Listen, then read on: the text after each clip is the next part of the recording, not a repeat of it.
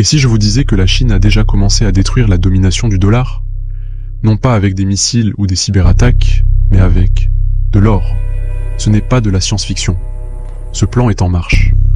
Et aujourd'hui, je vais vous montrer comment le métal jaune pourrait bien redéfinir tout le système monétaire mondial et changer la vie de tous. Bienvenue dans l'histoire du dollar contre l'or, celle que les médias ne veulent pas que vous compreniez.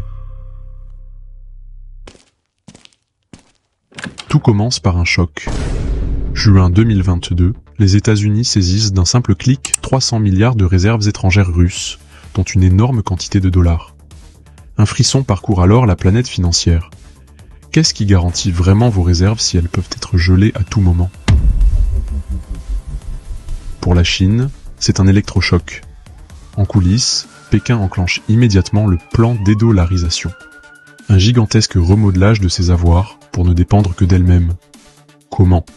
En liquidant lentement ces montagnes de bons du trésor américain pour acheter de l'or, encore et encore. Au cœur de cette riposte chinoise, il y a une logique implacable.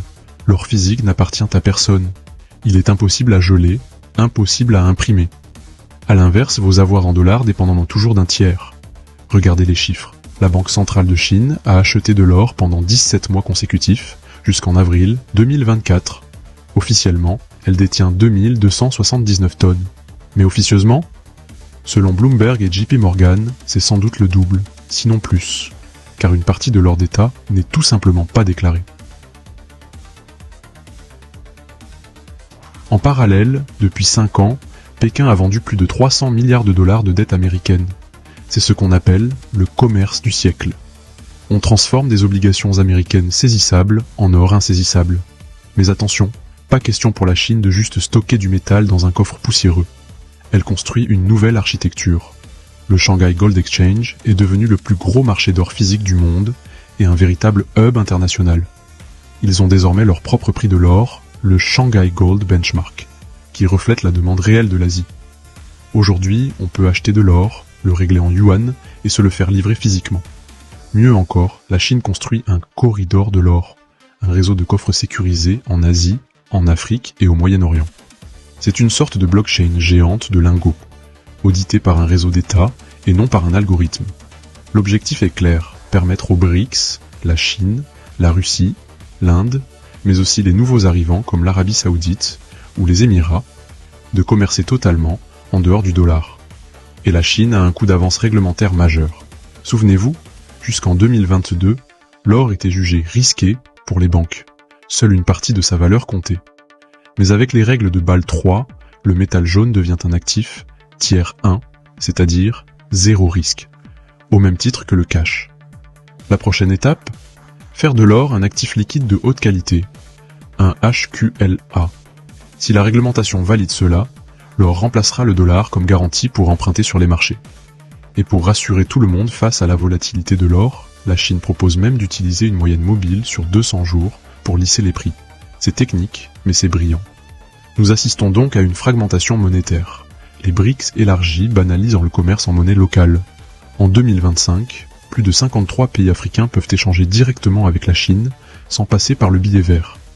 99% des échanges entre la Russie et la Chine se font déjà hors dollar. Ils ne cherchent pas à créer une monnaie unique, mais à renforcer leur devise nationale grâce à une infrastructure où les échanges sont réglés en or ou en yuan, garantis par de l'or. Des pays comme la Pologne, l'Inde ou le Zimbabwe suivent le mouvement et accélèrent leurs propres achats.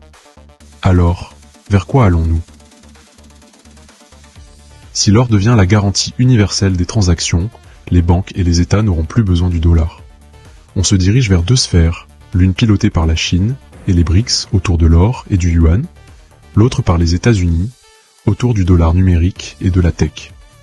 Pour la première fois, la définition même de la monnaie devient un champ de bataille. Quelles conséquences pour vous, investisseurs? Ce basculement crée une demande insatiable. Le consensus des analystes voit l'or atteindre des sommets, peut-être 5000 $ l'once en 2026. Bank of America estime que si les banques centrales augmentent simplement leur allocation de 10%, cela générera 2000 milliards de nouvelles demandes. Alors, comment se positionner? L'or physique reste la protection ultime, malgré les contraintes de stockage. Leurs papiers et les ETF offrent de la liquidité, mais attention au risque de contrepartie. Quant aux minières, c'est un effet de levier puissant, mais risqué géopolitiquement. Avoir 5 à 15% d'or en portefeuille est aujourd'hui considéré comme sain pour les 10 à 20 prochaines années. Mais gardez 2 indicateurs à l'œil. Les achats de la Banque centrale chinoise et les évolutions réglementaires bancaires. Si l'or sécurise le système de crédit, la vague passera à un cran supérieur. Ce que la Chine a construit, ce n'est pas juste une réserve, c'est une arme financière. Alors comment comptez-vous vous protéger concrètement demain? Pour comprendre le plan secret des États-Unis face à ce Big Bang monétaire, soyez prêts pour ma prochaine vidéo. C'était Pas à Pas Money, à très vite.